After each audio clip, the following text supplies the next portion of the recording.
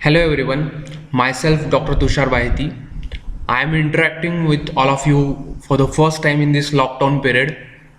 I hope that all of you are safe at your home in this COVID-19 pandemic. So stay safe, stay positive. Okay, so guys, we have already started with the chemotherapy, and many of the lectures have been covered of the chemotherapy. So today I am going to cover the important lecture, that is penicillin. Okay, so I am taking this lecture in two parts. I will try to finish the first half in this lecture. So what I so I am going to see in this lecture which are the drugs which act by inhibiting the cell wall synthesis. Then we will see about the penicillin history and its chemical properties. Then a very important, we will see mechanism of action. Then a penicillin G, or which is a prototype penicillin, also called as a benzene penicillin. Then we will see what are the mechanisms by which the bacteria develop the resistance to the penicillin G as well as other penicillin. What is the pharmacokinetics of penicillin G, which are the preparations and doses, what are the adverse effects of penicillin, and what are the uses and indication of the penicillin G. While in the second lecture we will try to cover the semi-synthetic penicillins. Okay. So before going to the penicillin belongs to the group called as a beta-lactam antibiotics. Okay, so there is as name suggests, there is a beta-lactam ring in the chemical structure of these antibiotics. That's why they are called as a beta-lactam antibiotics. So before going to the penicillin, we have seen in the chemotherapy that different antimicrobials act by different mechanism of action. Okay, most of that you learn, that is the macrolides or aminoglycosides. How they act? Yes, they act by inhibiting the protein synthesis. Okay, then today we are going to learn about the drugs which act by inhibiting the cell wall synthesis. There are some drugs which act by inhibiting the DNA gyrase enzyme like fluoroquinolones. Some drugs act by inhibiting the folic acid metabolism in bacteria like sulfonamides. So the drugs which are acting by inhibiting the cell wall synthesis. Okay, there is one mnemonic by which you can remember this drug: firmly bind to bacterial cell wall. Okay, just a spelling of wall, instead of W we have to remember the V. So first one, firmly, from that phosphomycin, F for phosphomycin. Bind to, so B for beta lactam antibiotics, which we are going to learn penicillin today. Out of that, only penicillin. Third, bacterial, so that B is for bacitracin.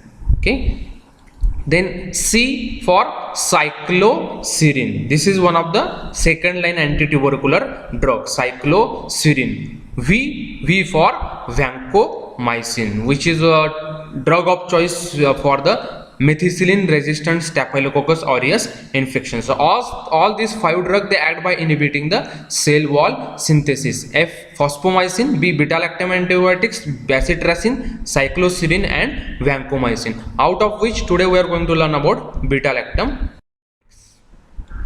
So in beta lactam antibiotics, these all antibiotics have a beta lactam ring. Remember, you have already learned the difference between antibiotic and antimicrobial agents. So antibiotics means those which are obtained from other microorganisms, like from bacteria, fungi, protozoa or actinomycetes.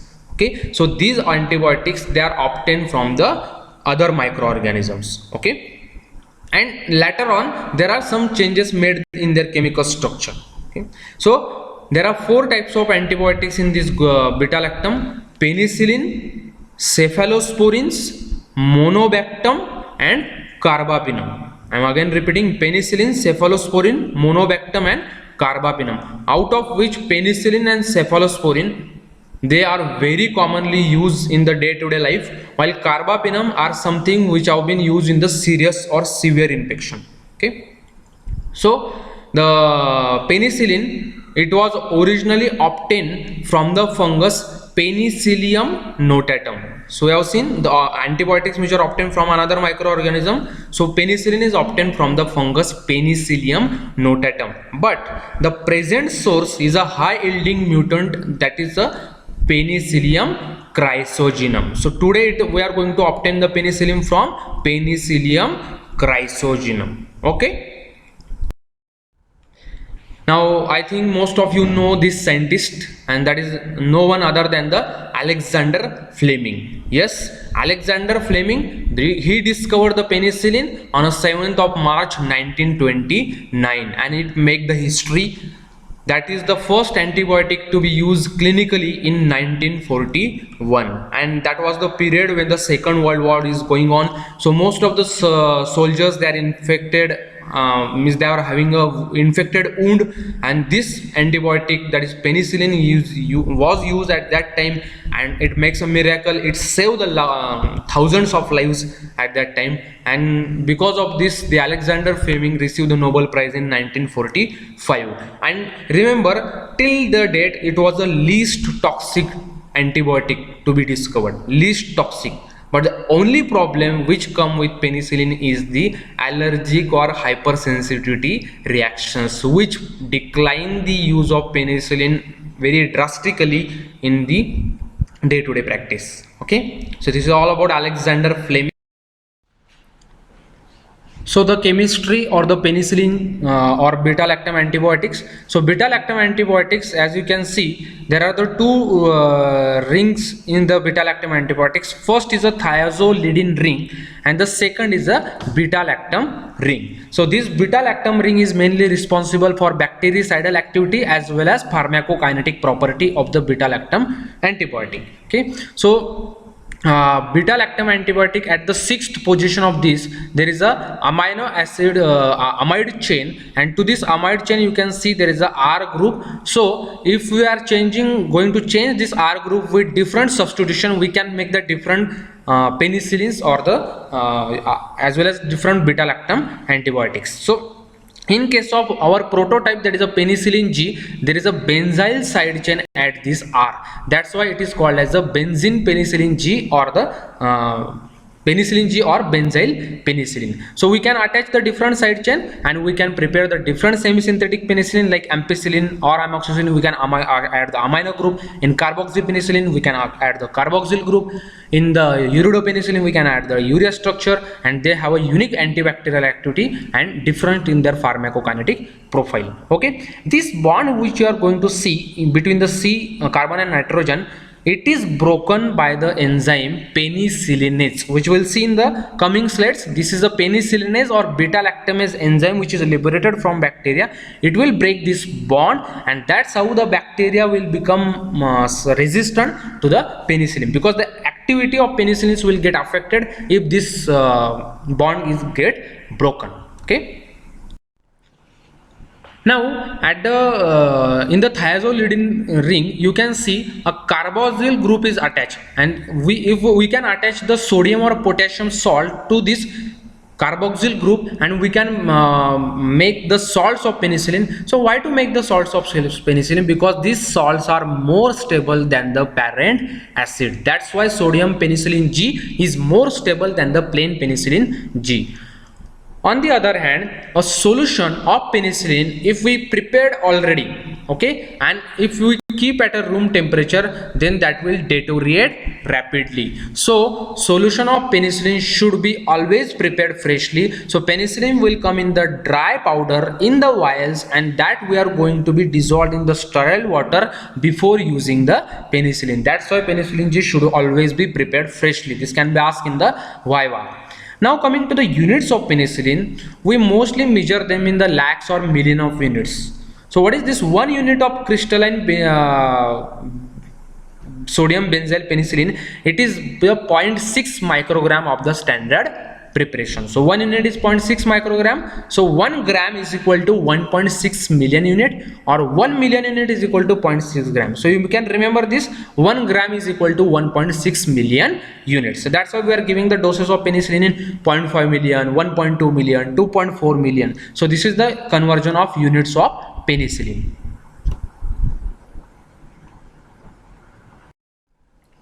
Now coming to the most important part, that is a mechanism of action of penicillin, as well as this applies to the other beta-lactam antibiotics also. Okay.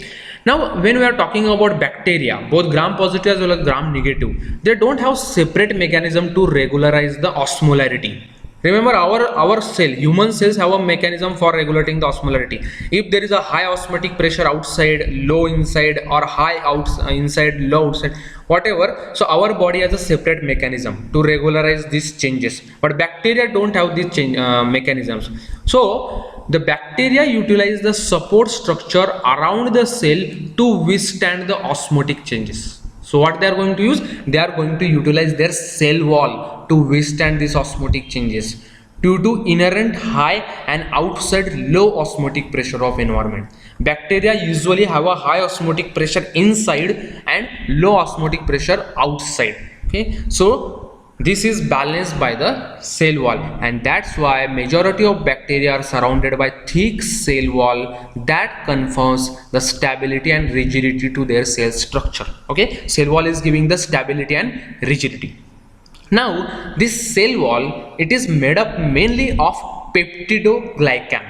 Okay, peptidoglycan. So glycan means glycan chains, our carbohydrate chains, and they are cross linked to each other by peptide chains, amino acid chains. That's why this is called as a peptidoglycan. Glycan chains cross linked by peptide chains. So cell wall is made up of peptidoglycan. This mostly applies to the gram-positive bacteria. Okay. We will see what are the difference in gram-positive and gram-negative in the coming slide. So what is the function of this peptidoglycan cell wall? It does not allow the bacteria to swell, okay, and prevents its death due to lysis. So remember, if there is a high osmotic pressure inside, the water can be there is a osmotic drive and the water can go inside the bacteria. Bacteria can get swell and it can burst and get killed. So that is prevented by the peptidoglycan cell wall, and because of that, bacterial death is prevented. Otherwise the bacteria will get killed. Now we have to use the antibiotics which are inhibiting the cell wall. So what we have to do? We have to break, or we have to make this peptidoglycan layer weak. Okay, and that is the major mechanism of action of the penicillin. So you can see this is the structure of the bacterial cell wall. Okay, peptidoglycan layer. It is surrounding the cell membrane. This peptidoglycan cell wall, it is composed mainly of two units, that is the NAM, which is called as a N-acetylmuramic acid. N-acetylmuramic acid. While there is another substance which is a NAG, which is called as a N-acetylglucosamine. So the N-acetylmuramic acid and N-acetylglucosamide, they are the main substances which are forming this cell wall.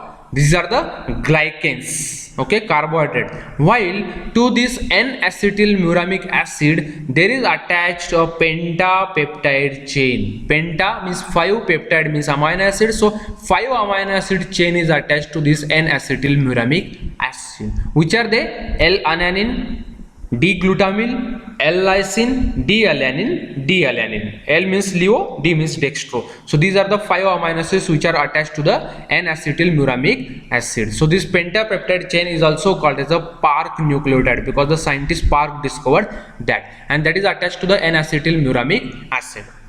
Now there is a multiple units of this N-acetylmuramic acid and N-acetylglucosamine. So this is the adjacent unit. Okay. So for the simplification, we are going to consider only 2 units here. So N-acetylmuramic acid, which is adjacent, it also have that pentapeptide side chain, which is of these 5 amino acids. So to make the cell wall more stable and more rigid, what happens? There is a cross linking of the peptide chains to each other, and this cross linking is done with the help of pentaglycine bridge. Pentaglycine bridge. So 5 glycine units, they forms a bridge. That bridge extend from third amino acid, that is L-lysine of 1 pentapeptide chain, to the 4th amino acid, that is a D-alanine of the next adjacent chain. And this pentaglycine bridge formation is called as a transpeptidation. Okay, transpeptidation, and that is done with the help of transpeptidase enzyme. Okay.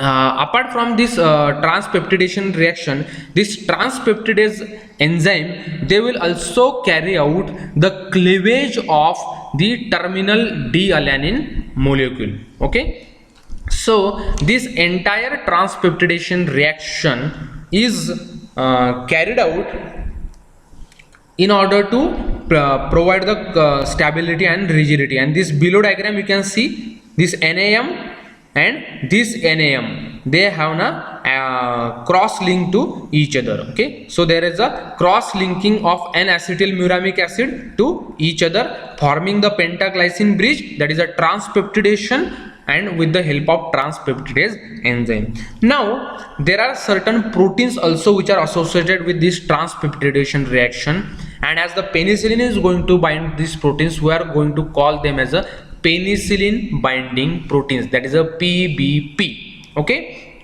so what our beta lactam antibiotics are going to do, they are going to inhibit this transpeptidase enzyme which is carrying out this transpeptidation reaction, as well as they are going to prevent the cleavage of this terminal D-alanine molecule.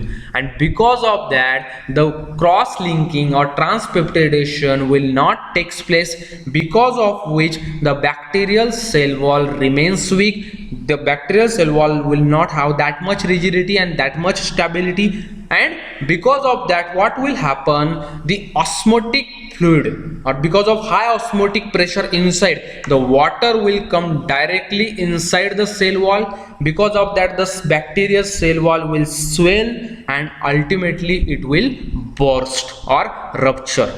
Okay, apart from the cell wall rupture and bursting, because of this, what will happen, the bacteria will develop the various shapes which are altered, like spheroplast or protoplast.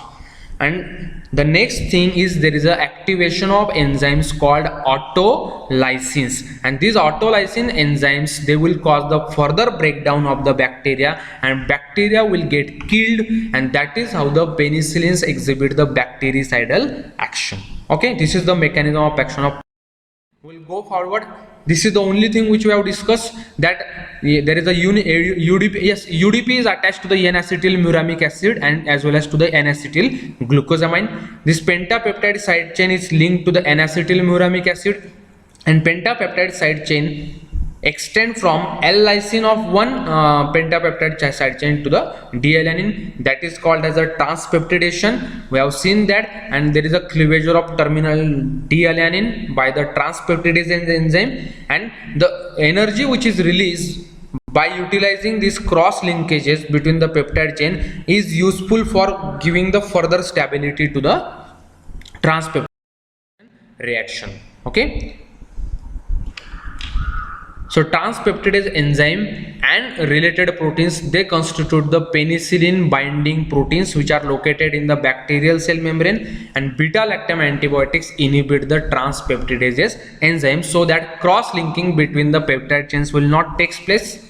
Now when such a bacteria where transpeptidase enzymes are inhibited, they divide in the presence of beta lactam antibiotic, CWD, that is a cell wall deficient forms are produced.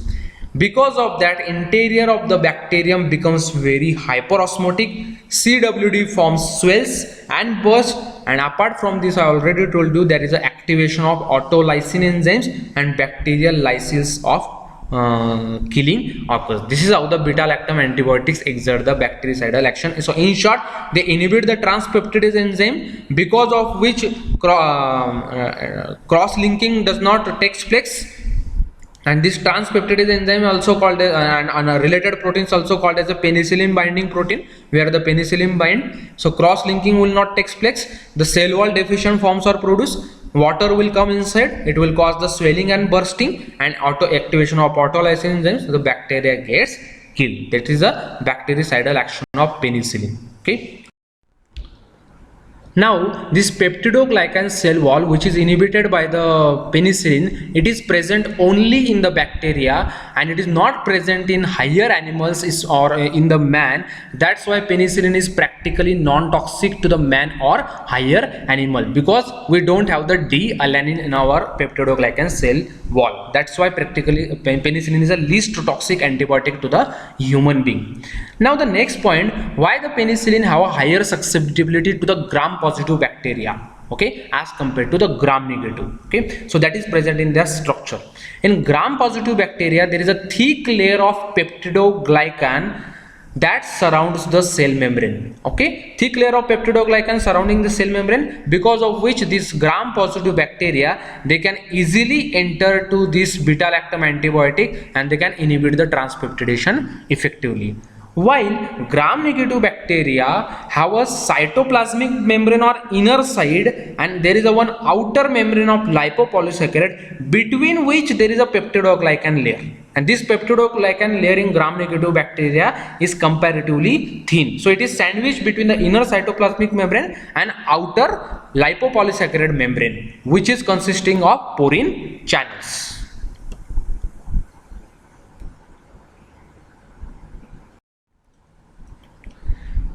Now this outer layer in gram negative bacteria, it consists of porine channels which are very narrow and that function as a barrier to the permeability of beta lactam antibiotics. The beta lactam antibiotics can come only through these porine channels, which is not present in gram positive bacteria, and this limits the entry of beta lactam antibiotics in gram negative bacteria. Hence they have a weaker activity against the gram negative. Now the next questions, when we will learn the semi-synthetic penicillin, we will see that semi-synthetic penicillin can act on gram negative bacteria also. So how this is possible? So some penicillins like amoxicillin and ampicillin, as well as other carbapenicillin type of penicillin, they can diffuse through these porine channels due to their hydrophilic nature. There is a spelling mistake, hydrophilic nature. So they have philic means attraction, hydro means water, attraction to the water, so they can easily penetrate through these porine channels which are present in lipopolysaccharide layer, and they can inhibit the gram negative organism. So this will explain the penicillin G, because of thick cell wall of peptidoglycan, they are more active against the gram positive bacteria, while in gram negative bacteria there is a lipopolysaccharide layer out to the outside of peptidoglycan, because of which peptidoglycan layer is not easily accessible, and that's why there is a limitation to the activity of penicillin G in gram negative bacteria. But other semi-synthetic penicillin, ampicillin and amoxicillin can diffuse through these porine channels because of their hydrophilic nature and can inhibit the gram negative organisms. Now coming to the prototype, that is a penicillin G or benzyl penicillin. Now penicillin G, it is a narrow spectrum antibiotic. You have already learned the broad spectrum antibiotics, tetracycline and chloramphenicol. So why they are called broad spectrum? Because they are active on gram positive, gram negative, both bacteria, as well as they are active against certain protozoa, fungi, actinomycetes. That's why they are broad spectrum. Penicillin G is not that much active against all the organisms. That's why it is a narrow spectrum. We'll see what is the antimicrobial or antibacterial spectrum. It is highly effective against gram positive bacteria, both cocci as well as bacilli. Okay. Equally effective against the spirochetes organism. Spirochetes, we all remember, your microbiology should be very strong if you have to remember the antimicrobial spectrum and uses of all the antimicrobial agent. So be very clear about your microbiology part. Okay. So this penicillin G are also active against the spirochetes, but it is moderately active against certain gram negative cocci and actinomycetes. Only moderately active, not highly active. And it has a very negligible activity against the gram negative bacilli and anaerobes. So gram negative bacilli, which form a very major chunk of microbial infection, penicillin G is less active against this, negligible activity. That's why there is a narrow spectrum. Now we'll see which are the actual bacteria and infections where we can use the penicillin. In the gram positive cocci, as you know, streptococcus and staphylococcus. So penicillin G, it is highly effective against the streptococcus pyogenes. which can cause the pharyngitis or otitis media. So penicillin G can be useful for these infections. Streptococcus pneumoniae causing pneumonia, yes, penicillin G can be used. But unfortunately, Staphylococcus aureus, most of the strains they are now resistant to the penicillin. Okay. Coming to the Streptococcus viridans and Streptococcus faecalis, that is also called as a Enterococcus. Yes, penicillin G is highly active against this. As you know, Enterococcus can be responsible for causing the SABE, that is a subacute bacterial endocarditis. Okay, so gram-positive cocci. Coming to the gram-positive bacilli, the penicillin G is one of the highly effective antibiotic against the gram-positive bacilli. Which are they? Bacillus anthracis causing anthrax. So anthrax, penicillin G is a drug of choice. Corynebacterium diphtheriae causing diphtheria, here also penicillin G is a drug of choice. Okay. Remember, the drug of choice is penicillin, but if we have to give some other treatment of choice, it is antitoxin. Here in the diphtheria. Yes, Clostridium tetani, which is responsible for causing tetanus, penicillin G is a drug of choice. But the treatment of choice is anti-tetanus serum. Okay. Clostridium perfringens causing gas gangrene, yes, penicillin G. Listeria monocytogenes causing meningitis or listeriosis, here nowadays instead of penicillin G, ampicillin is a drug of choice. But penicillin G is still useful, but not drug of choice. Spirochetes, yes.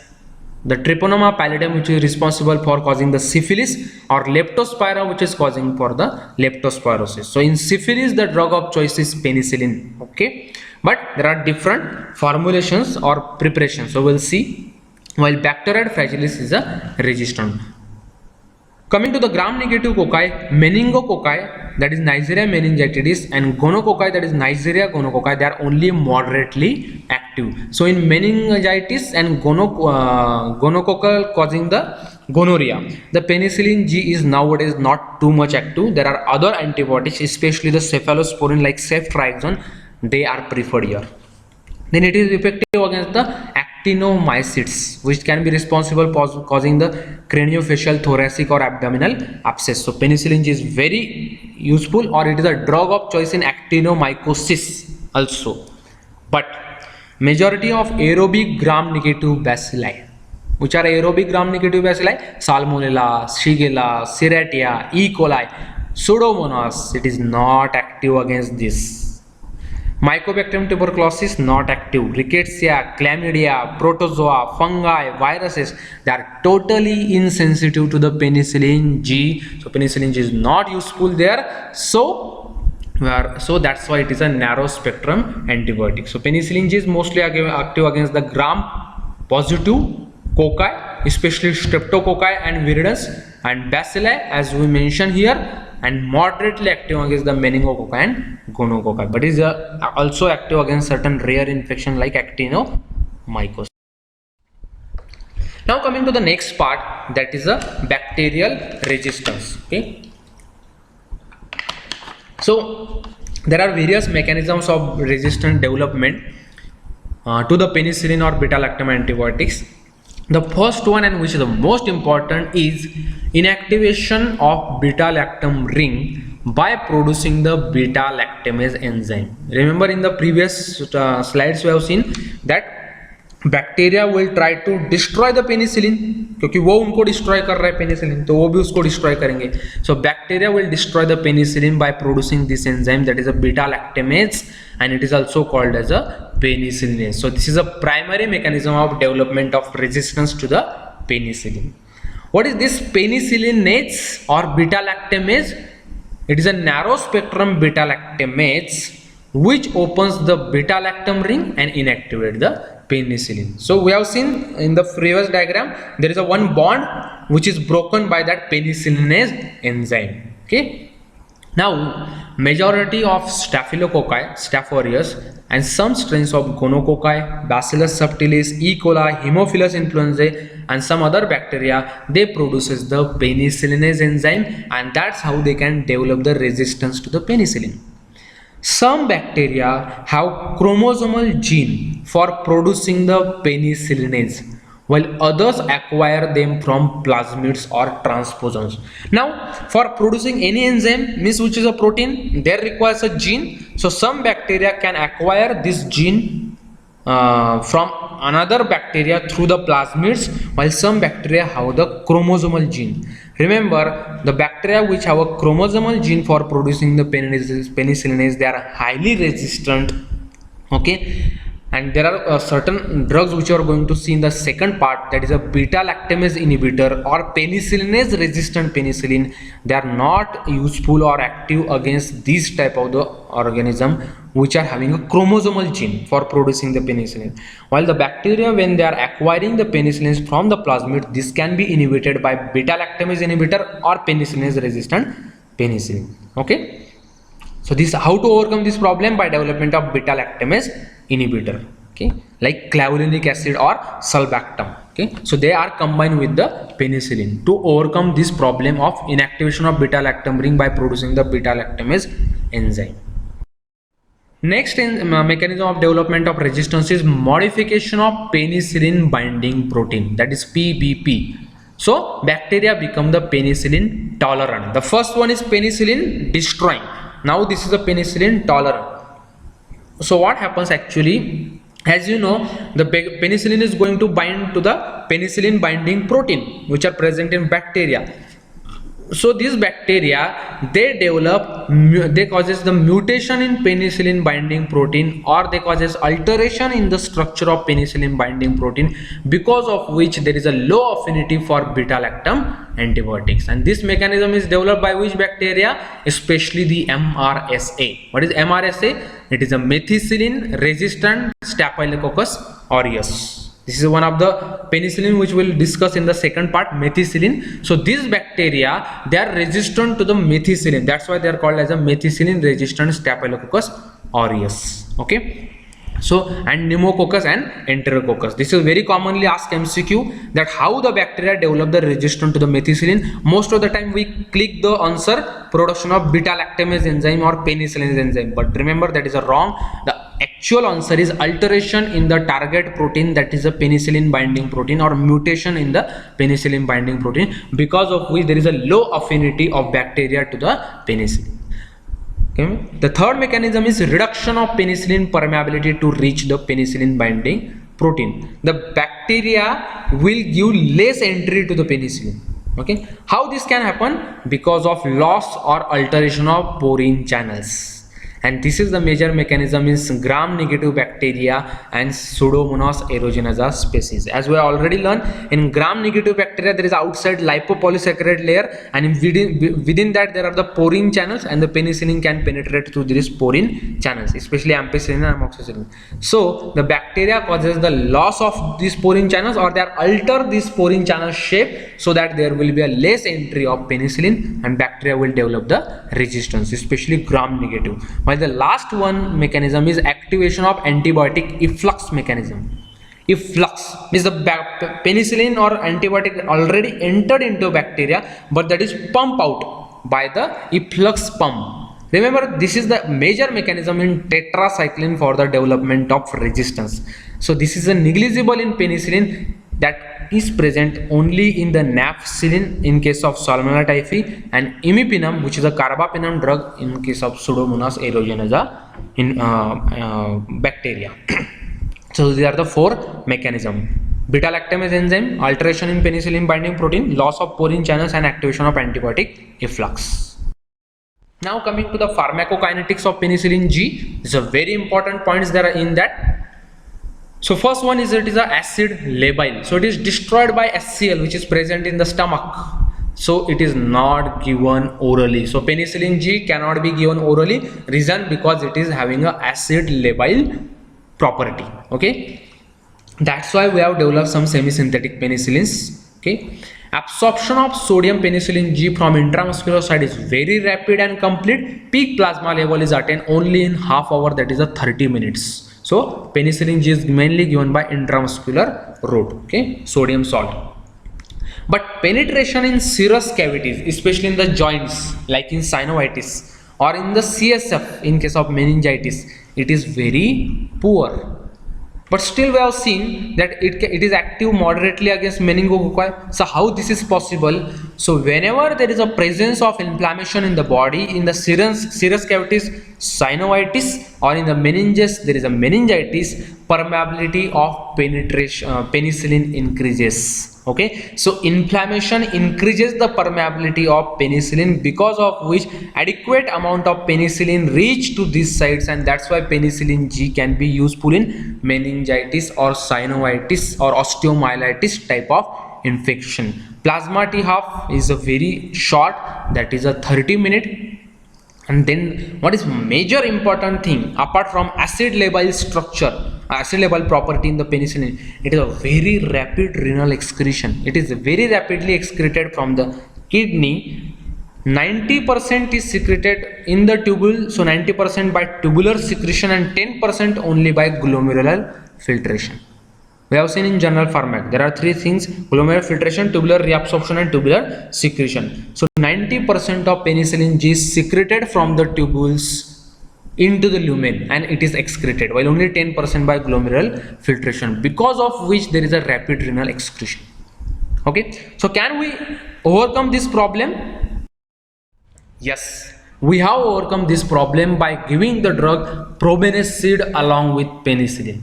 Do you remember this probenecid? It is the drug useful in, yes, in chronic gout, because it is the uricosuric drug which is responsible for increasing the excretion of uric acid. So what is the important probenecid?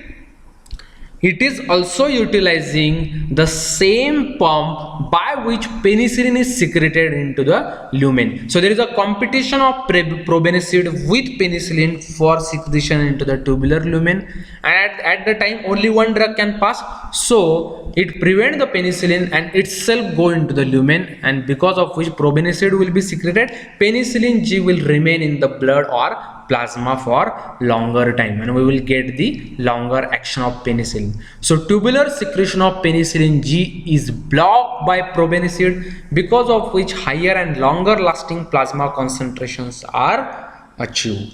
Okay, so this is the main thing why to add the probenecid along with penicillin. Probenecid also decreases the volume of distribution of penicillin, and volume of distribution is inversely proportional to the plasma concentration. So once the volume of distribution decreases, plasma concentration will be increased, and that's how we can give the better bactericidal effect of penicillin. Remember, probenecid can be combined with other penicillins also, like ampicillin or amoxicillin, for prolonging their mechanism of action apart from penicillin G. Now, age wise, neonates have a slower tubular secretion, so T half of penicillin is longer in them. Also age and those with renal failure, they can excrete the penicillin slowly, so we have to reduce the doses of penicillin accordingly in these type of the patients. Now coming to the preparations and doses.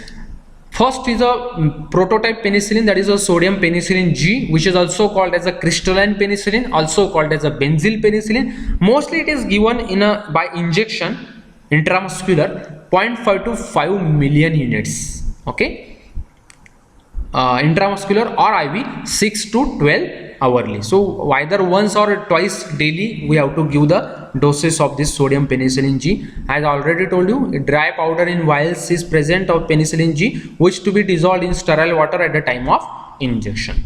But as we know that penicillin G is very short acting, almost an half hour, so we have added certain substances to prolong the penicillin action apart from probenecid, which is another drug, but we have added the procaine in the penicillin G as well as benzathine, and because of which the penicillin becomes prolonged in action, and these are the depot intramuscular formation of penicillin G, which are never given by IV injection, they are always given intramuscular deep injection.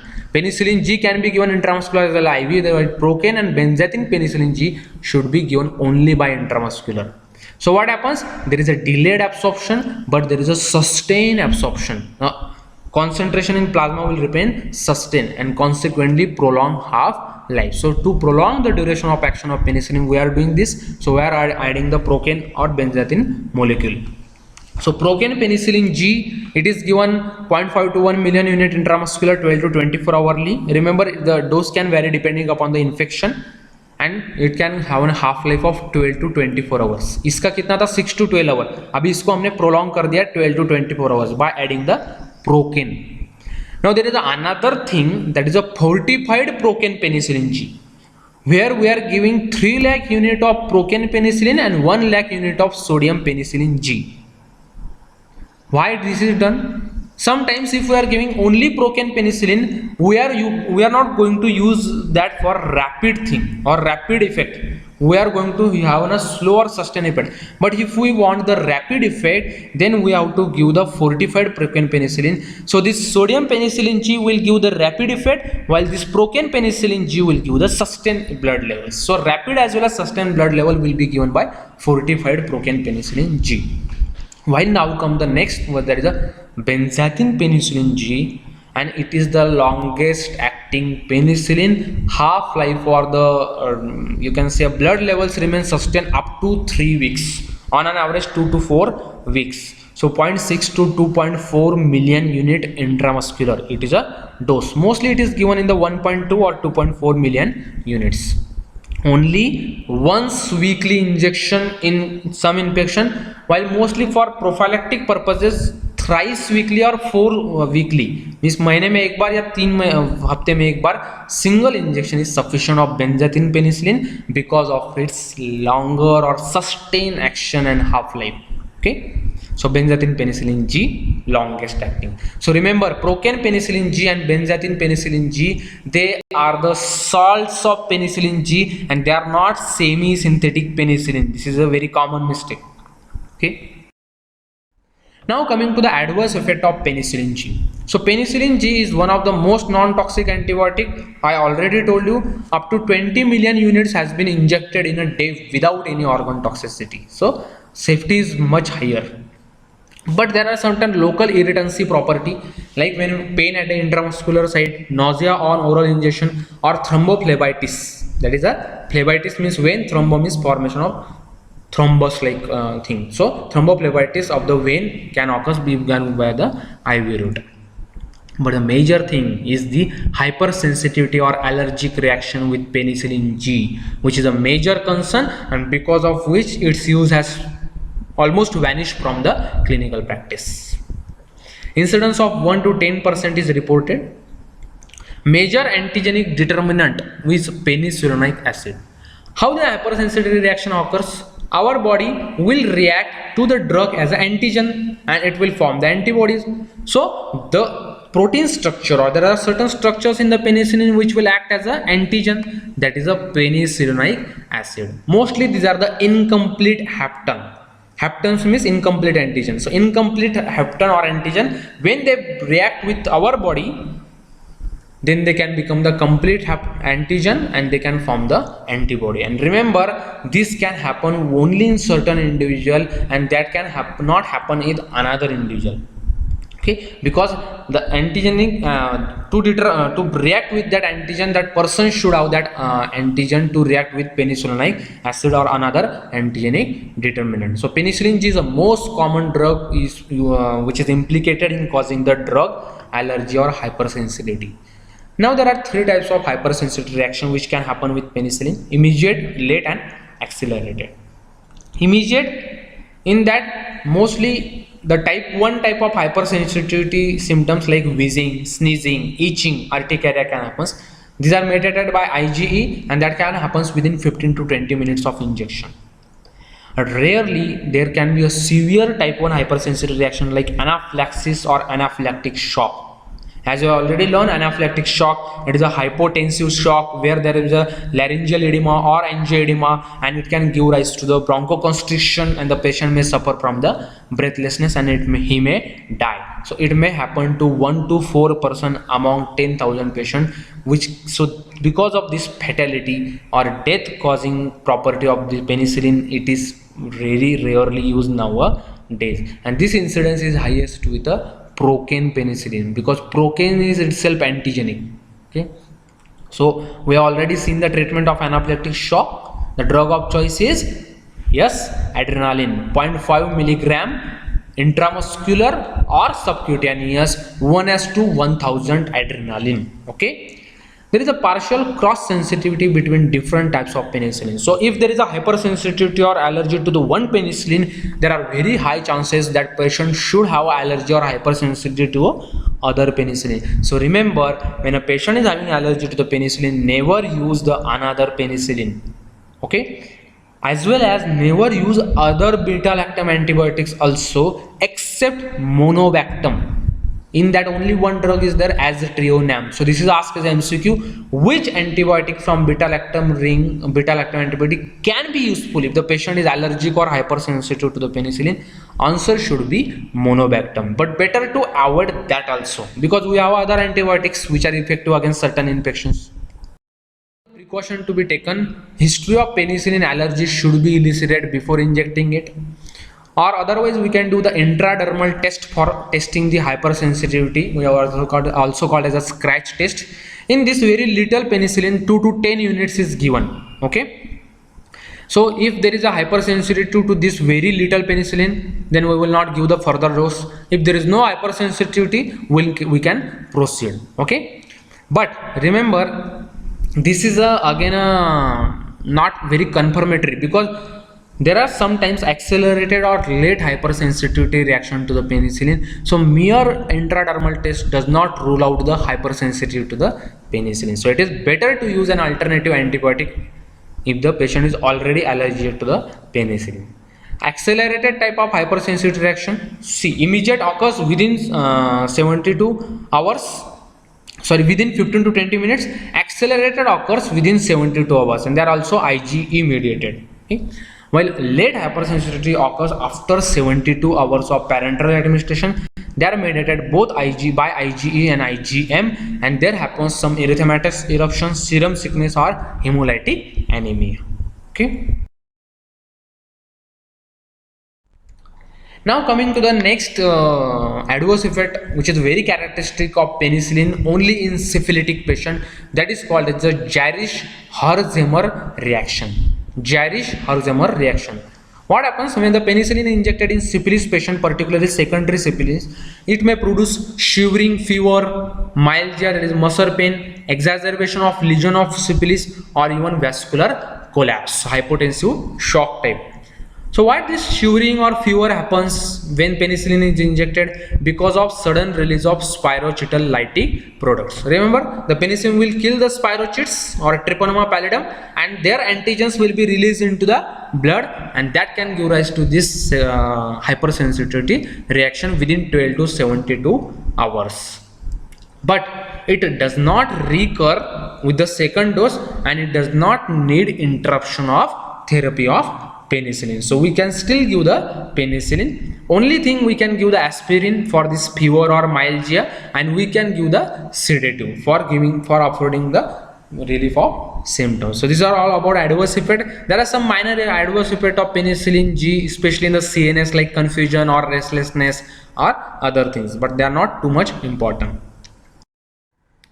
Now coming to the very important point, that is the uses of penicillin G. So penicillin G, it is useful in streptococcal infections. So remember, if you remember the antimicrobial spectrum, you can easily remember the penicillin G uses. So penicillin G is useful mainly in streptococcal infections like pharyngitis, otitis media, scarlet fever, or rheumatic fever. But use has declined nowadays, especially in the streptococcal pathogens, because we have other antibiotics which are effective against this, especially the macrolide group of antibiotics or fluoroquinolones, okay, which are active against the gram positive or certain third generation cephalosporins.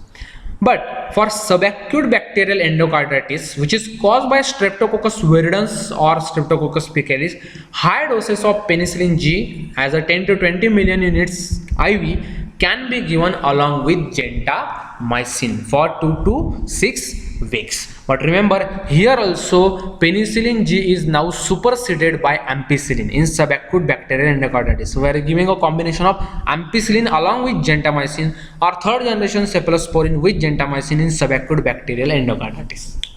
Next use, pneumococcal infection caused by Streptococcus pneumoniae. Okay, sensitive organism, or penicillin G also now not used frequently in this, but penicillin G is still the drug of choice if the organism is sensitive. Okay, penicillin G is still the drug of choice in pneumococcal infection.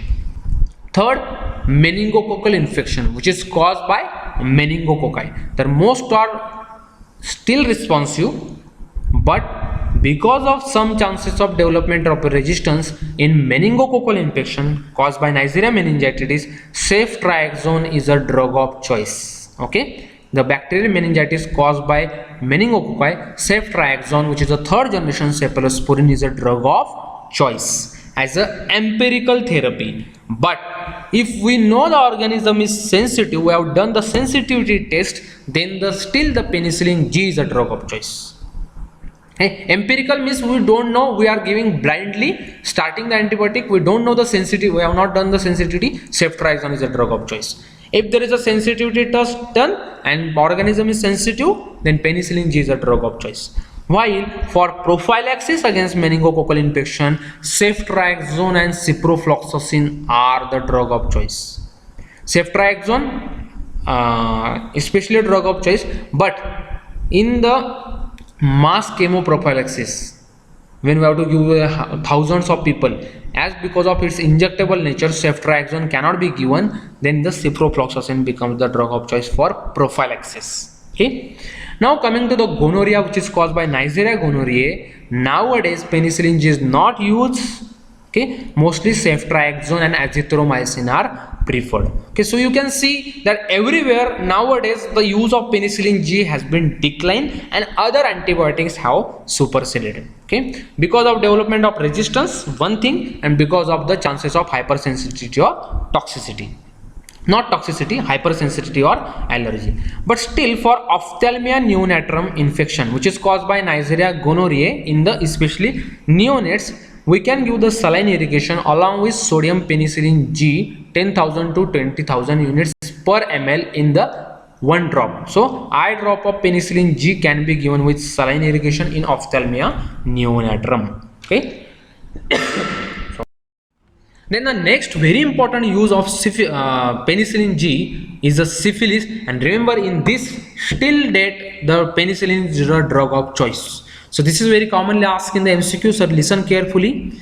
There are primary syphilis where there is mostly a genital lesion, secondary syphilis, latent syphilis. When the syphilis is latent, it is inactive or dormant, but it can develop later on into the tertiary syphilis. So there are two types of latent syphilis: early latent and late latent. Okay. And the tertiary syphilis, which can be having a cardiovascular syphilis or neurosyphilis. So how we are going to treat the syphilis caused by Treponema pallidum? So only drug which is more effective is benzathine penicillin G. Okay, and next is sodium penicillin G, means our prototype drug. So in primary syphilis, secondary syphilis, as well as early latent syphilis, drug of choice is single dose of benzathine penicillin G 2.4 million units intramuscular. That is our longest acting penicillin. Remember, this is the information which I have gathered from various textbooks, so this is totally my preview for the drug of choice. Single dose of benzathine penicillin G 2.4 million units intramuscular. While for late latent and tertiary syphilis, in that only cardiovascular syphilis, not neurosyphilis. In tertiary syphilis and late latent syphilis, again the drug of choice is benzathine penicillin 2.4 million units intramuscular. But here it is not a single injection, there are the 3 injection, 1 injection per week of benzathine penicillin G. While for neurosyphilis, drug of choice is sodium penicillin G, or our aqueous or crystalline penicillin or benzyl penicillin. So it is a drug of choice. While alternative drug in neurosyphilis is not benzathine penicillin, it is a procaine penicillin. So this is the only exception. All other syphilis, benzathine penicillin is the drug of choice. In neurosyphilis, it is a sodium penicillin G or aqueous or crystalline penicillin, while procaine penicillin is alternative. And another the leptospirochetes infection caused by leptospira, the penicillin G is a drug of choice, means crystalline penicillin. Okay. Next use of penicillin G is diphtheria, which is caused by Corynebacterium diphtheriae. Remember, antitoxin is of prime importance here. It is the treatment of choice, while the drug which can be given is procaine penicillin, or even penicillin G can be given, but procaine penicillin for 10 days is preferred to prevent the carrier state. So syphilis and diphtheria, still the penicillin are of choice. Remember the next infection, tetanus as gas gangrene. Tetanus caused by Clostridium tetani, gas gangrene caused by Clostridium perfringens. These are highly sensitive organisms. So antitoxins and other measures are more important, or their treatment of choice. Anti-tetanus serum, ATS. Okay, but drug of choice is penicillin G to kill the causative organism, and it has a adjuvant value. So we have to give the antitoxin first, then penicillin G. Penicillin G is also drug of choice for rare infections like anthrax caused by Bacillus anthrax, actinomycosis, rat bite fever, and Pasteurella multocida. So these are the rare infections, but still the penicillin G is a drug of choice. While it can be preferred for trench mouth, or it is also called as the ANUG, that is acute necrotizing ulcerative gingivitis. So this is mixed infection which is caused by spirochetes and certain anaerobic organism like Fusobacteria, where the penicillin G intramuscular or penicillin V, which is oral, or amoxicillin, they are combined with metronidazole. Remember, there are two organisms. So for covering the spirochetes, we are giving this penicillin, and for covering the Fusobacteria, which is anaerobic organism, metronidazole is given. So it is anti-amoebic drug which is especially useful in anaerobic organisms. Now coming to the prophylactic uses of penicillin G. The prophylactic uses of penicillin G, very important, is rheumatic fever. As you know, rheumatic fever, it is caused by Streptococcus pyogenes, so there may be a history of sore throat or Streptococcus infection. Here again, our drug of choice for prophylaxis is our longest acting penicillin, that is benzathine penicillin G, but dose is 1.2 million units. Okay. In the syphilis it is 2.4, so 1.2 million units every 4 weeks till the 18 years of age, because this sore throat or rheumatic fever especially occurs in the children or in the earlier age group, and it may develop as a carditis or cardiac manifestations, especially involving the having the valvular type of problems in the heart in the middle age. So this prophylaxis should be given till that child becomes of 18 years of age or 5 years after an attack, whichever is more. एक तो 5 साल तक या फिर जब तक 18 साल का कंप्लीट नहीं हो जाता, दोनों में से जो ज्यादा है तब तक आप क्या दोगे, benzathine penicillin. Next prophylactic use of penicillin G is bacterial endocarditis, but here amoxicillin and ampicillin are preferred. Subacute bacterial endocarditis. An agranulocytosis patient, so there is a less granulocyte, so there are more chances of infection because of less immunity. So penicillin can be used alone or in combination with streptomycin aminoglycoside to prevent the respiratory or other acute infections. But nowadays in this agranulocytosis patient, cephalosporins and aminoglycoside or fluoroquinolones are preferred. In the cephalosporins, especially the 4th generation cephalosporin like cefepime or cefpirone, aminoglycoside like a gentamicin and the fluoroquinolones are preferred for the prophylaxis.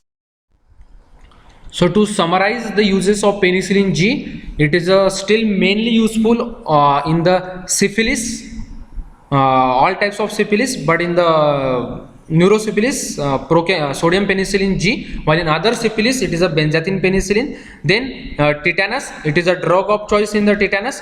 Then in the gas gangrene, it is also very much useful. In diphtheria, especially here the procaine penicillin is preferred. It is a drug of choice for rare infection like actinomycosis or anthrax.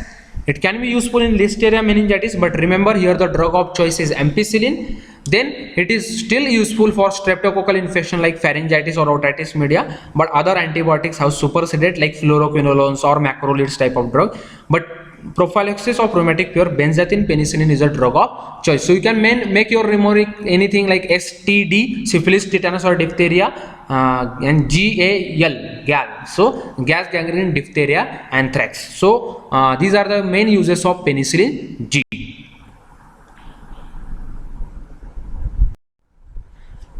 So we'll cover the next part in the second lecture of semi-synthetic penicillin. So just to revise in short, beta-lactam antibiotics act by inhibiting the cell wall synthesis. Beta-lactam antibiotic, there are 4: penicillin, cephalosporin, monobactam and carbapenem.